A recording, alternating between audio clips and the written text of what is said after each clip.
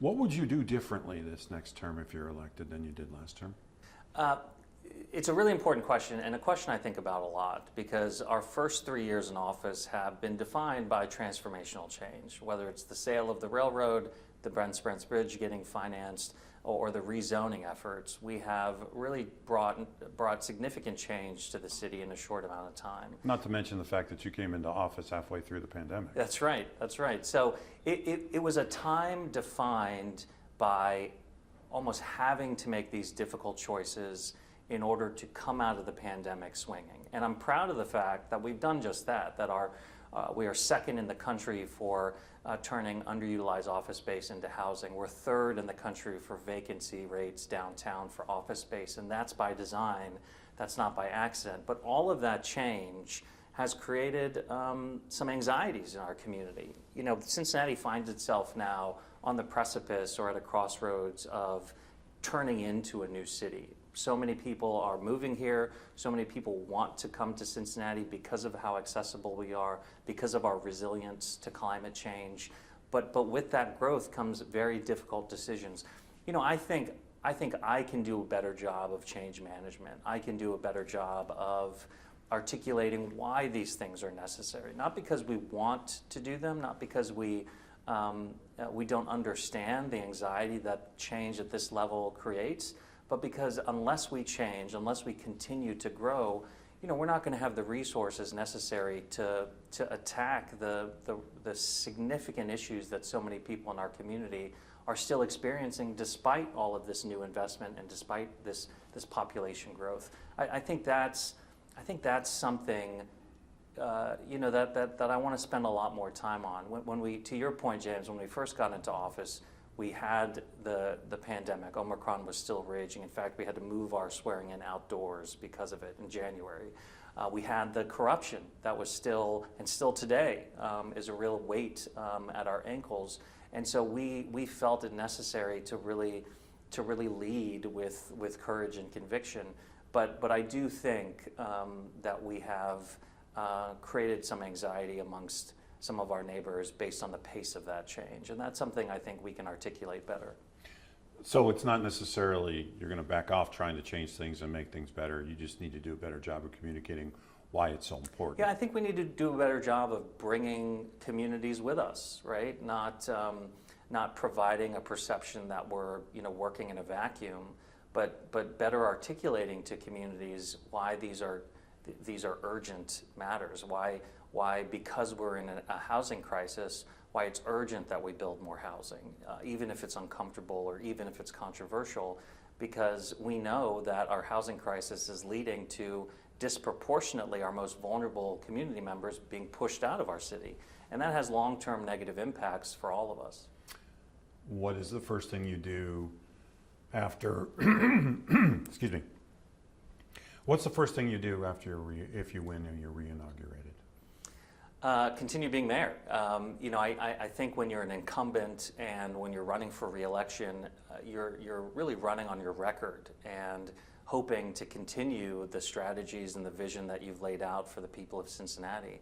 You know, I firmly believe that our strategy on public safety is working. We are double-digit reductions across the board since when we took office. I firmly believe that our housing strategy is working. Not only are we creating more housing units, but we've created 3 times more affordable units than the previous 5 years. I firmly believe our economic development strategy is working, given all of the investment that we're seeing in Cincinnati. And I believe that our work on the brand of Cincinnati, competing for the World Cup, competing for Sundance, you know, we're now relevant to these conversations in a way that we weren't in the past. And so the day after election, I'll continue to be pushing forward on those strategies. And hopefully, if we're successful, that means a majority of Cincinnatians believe that the city is on the right track. What kind of grade would you give your first term? I leave that to the voters. We're going to find out in November what the actual grade is. But again, I'm really proud of our track record. I'm proud of the fact that instead of kicking the can down the road on some of these generationally difficult questions, we are actually making change. We made change, as I mentioned, on the Brent Spence Bridge. We made change on zoning. We made change on the railroad. And remember, the railroad was important because we inherited a $400 million deficit on the infrastructure side. And now over time we will solve that through the $1.6 billion infrastructure fund. This year, as opposed to $25 million being spent on infrastructure, we now have $55 million, $30 million increase without having to raise taxes. We moved the gun range from Lincoln Heights, which has been a generational problem in our community. We are putting $600 million into a convention center and also a headquarter hotel, which again has been neglected for far too long.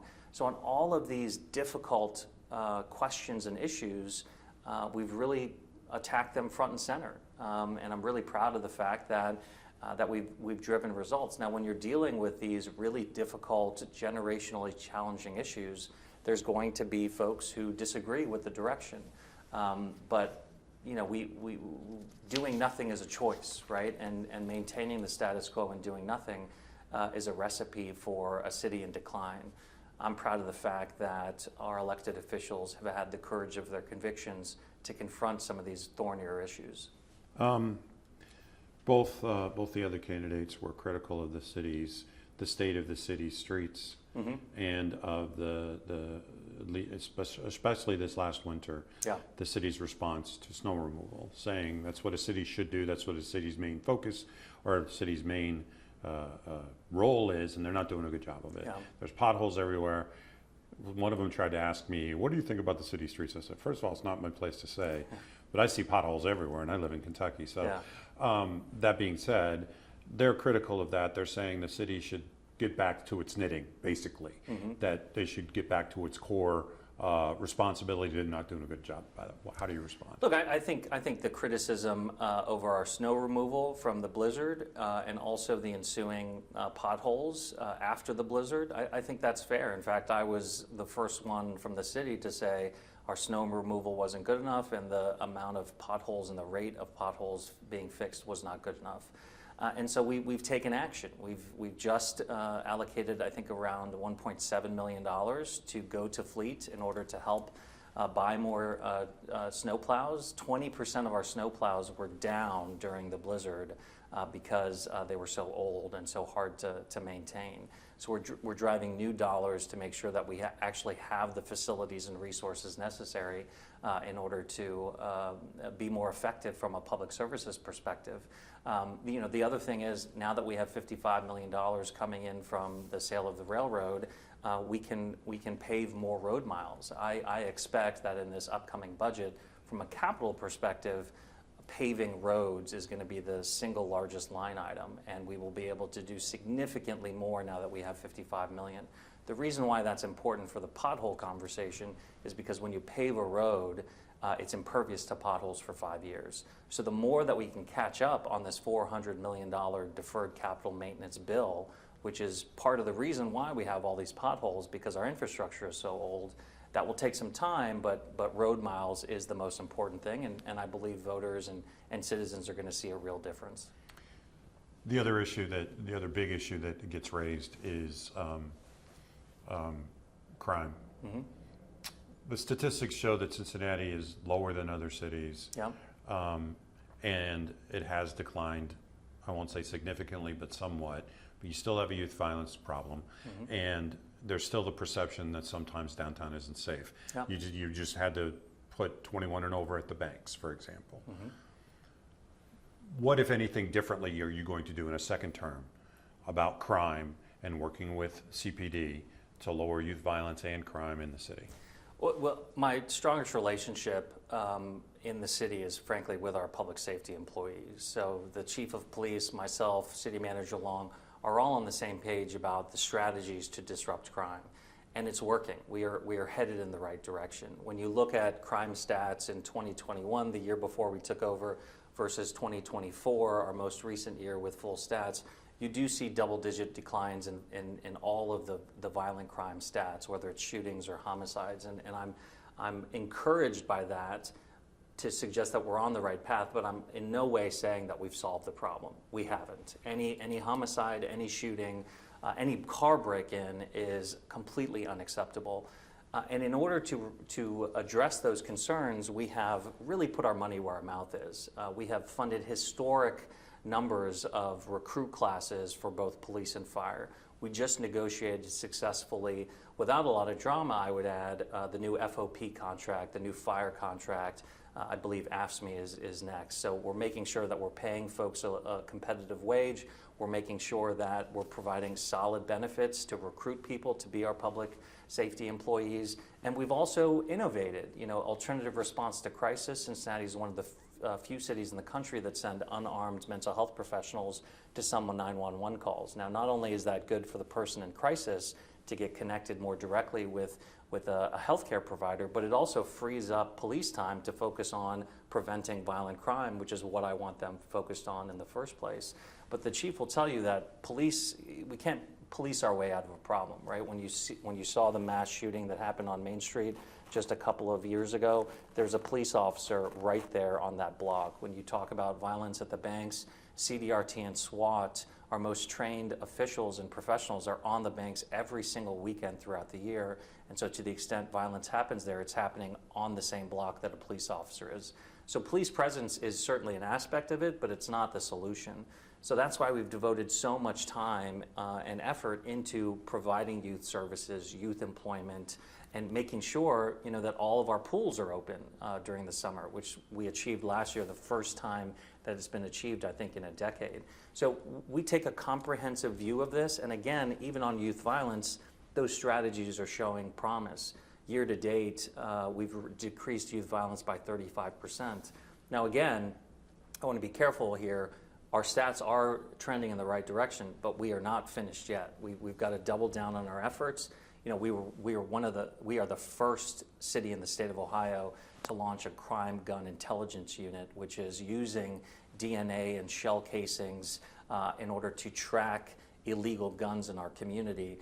It's a partnership between ATF, FBI, the U.S. Attorney's Office, and local CPD. It's NIBIN as well. NIBIN as well, and so that model has been taken and applied to Cleveland. It's been applied to Columbus. It's growing, but it started right here in Cincinnati. So I'm really proud of the fact that we innovate as we're fighting crime, and other cities are taking those innovations. And I'm also really proud of our CPD officers and our leadership. The chiefs of Xavier Police, the chiefs of UC Police, the chief of Austin, the chief of Boulder, Colorado, are all CPD alums, and it's because we have the very best police officers in the country.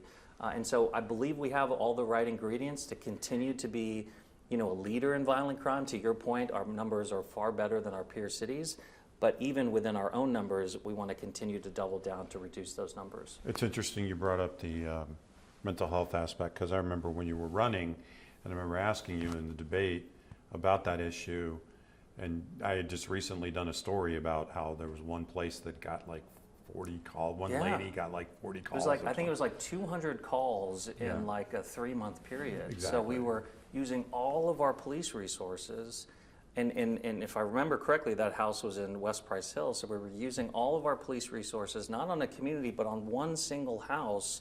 And so those police officers could have been doing any number of things, and instead we were going to this repeat customer over and over again. So alternative response to crisis was in part born from that, addressing that specific problem. The only thing I'd add on infrastructure, and I'll be the first to say, in fact, I was critical of our response to the snow removal, and I have been critical. I mean, the streets were blocked off for absolutely 2 weeks. for far too long, and I have been critical of our response to fixing potholes.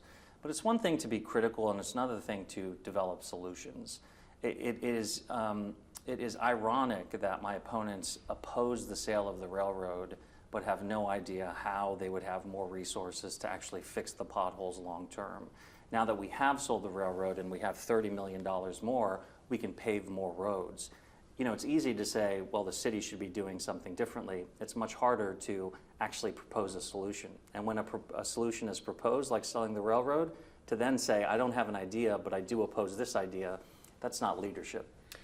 Both of them said that they would, if in office, they would work to reverse 2 things. One, the 2017, you weren't on office obviously, but we've talked about this before with the city's relationship with ICE and the federal government, but they would work to reverse the proclamation by the city that it's a sanctuary city, that shouldn't be in place. But they both said, hey, case by case scenario, we're not going to be Sheriff Jones from Butler County. We don't want to do that. We'll work with ICE when we need to, but we're going to do our job. They're going to do theirs. Kind of like what you're saying now. But the other thing that they said specifically that's been in the news recently is they would work to revoke the work that's been done on the Hyde Park development. I'm not making this story about that, but obviously your administration has been involved in a couple of high-profile, controversial development projects when it comes to housing and the like, over what has appeared to be the wishes of the community that it's being put in. How do you answer criticisms about the way that's been handled? Yeah, it's really challenging. You know, from where I sit as mayor, I understand that we have a housing crisis. There's just not enough housing in the city of Cincinnati to house the population that we have. You know, historical data is really important for this conversation. Due in large part to Mayor Cranley and Mayor Mallory and Mayor Lucan, we've arrested our population decline. And for the first time in a long time, our population is increasing. Growth, particularly in population, is critically important for cities our size, because without that population increase, we don't have the earnings tax revenue necessary to do the basic services that we all really rely on, whether that's trash pickup, et cetera.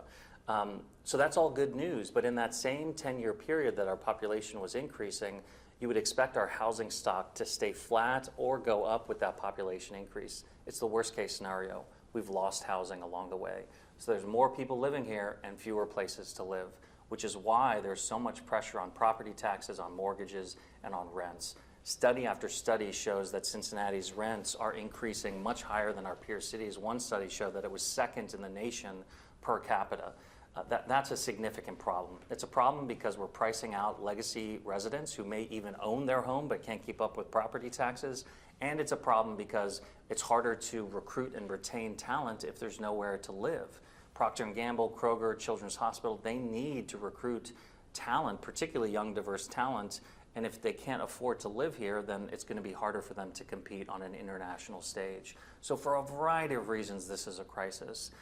In order to solve that crisis, we need more housing. Now, housing is incredibly difficult. It's incredibly difficult because of the macroeconomic factors, the interest rates, which have remained high, stubbornly high, but also the tariffs. Putting tariffs on timber, on aluminum, on gypsum, those are all component parts to making housing. And so when the component parts are going up, construction costs are also going to go up, which makes it even more difficult to build housing.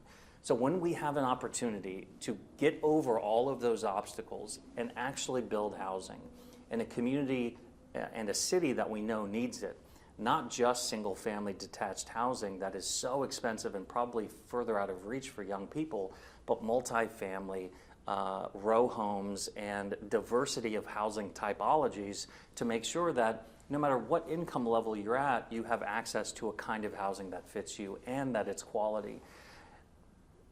So, you know, the actual logistics of building housing and the funding of housing is hard, but then where you build housing is very, very difficult. Because I can understand from a community's perspective that they don't want the strengths of their community to be diminished, that they want to be protective. I can understand that they want every housing project, particularly a housing project of scale, to be, you know, nearly perfect or perfect. And given the crisis that we are in, you know, it is our intention to bring more housing to more communities, certainly at all price levels. Now, I will say it's not just about market rate housing, which, you know, dominates a lot of the headlines. I think the story is missing the other half of it, which is we've also created 3 times more affordable units than the previous 5 years in our first 3 years. Yeah, I mean, Cincinnati is a city of renters. I mean, I think 66% are renters. It's north of 60%. Absolutely.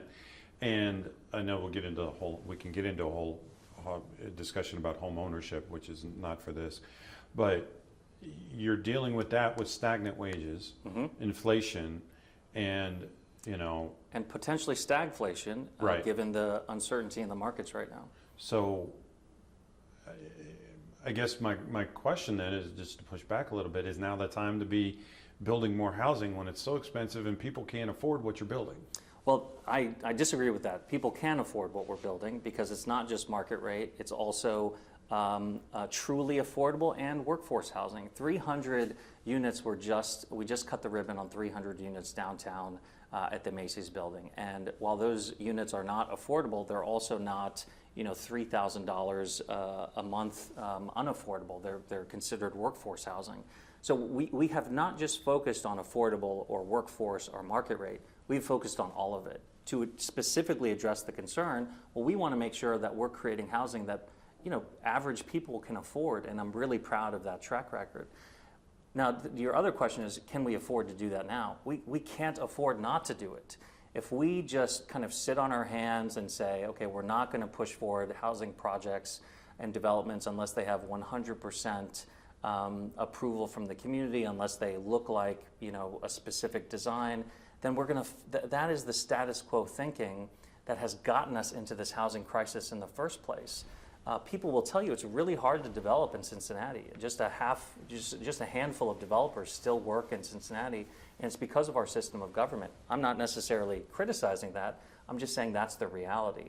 And so when we get a chance, after overcoming all these macroeconomic factors, to actually build housing in a time where we need to build housing, our elected officials have been very clear that that's what we're going to do.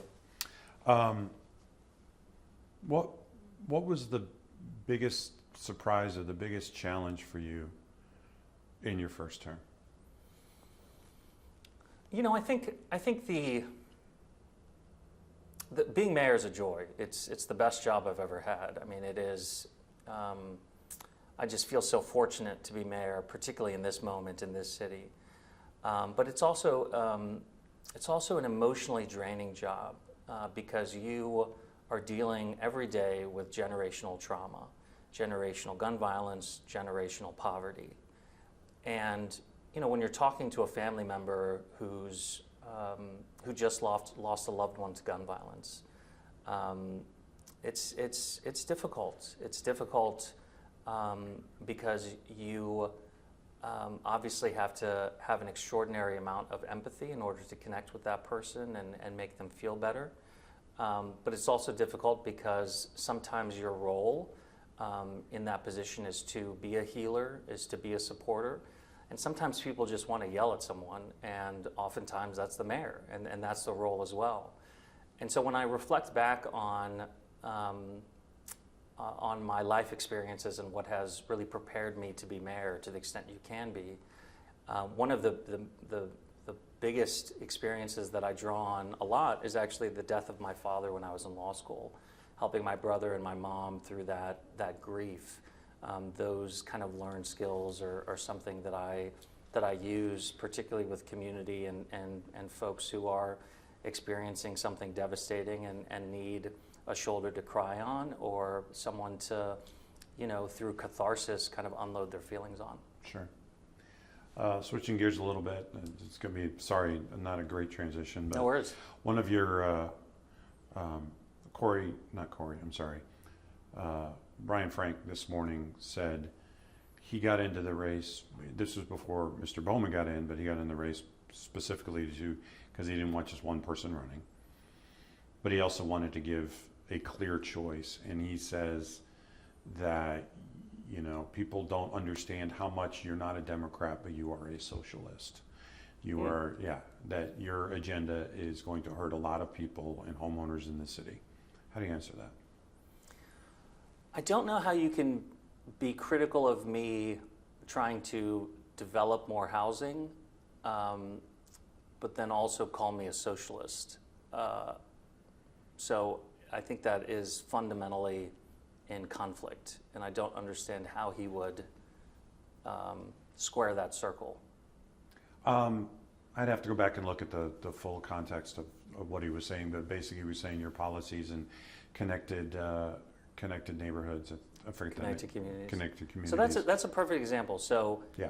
He is accusing me of being socialist because of connected communities, which is just a fundamental misunderstanding of zoning in the city.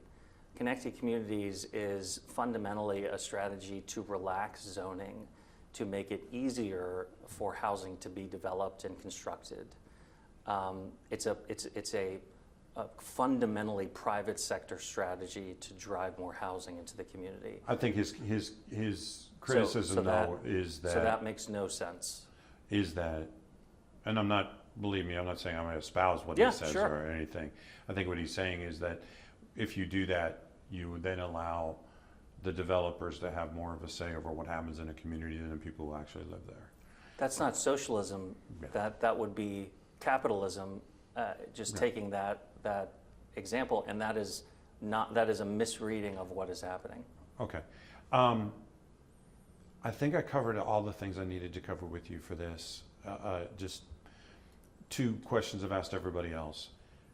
Tactically and strategically, how do you win? You know, the blocking and tackling of running a campaign. Are you going to hire a campaign manager?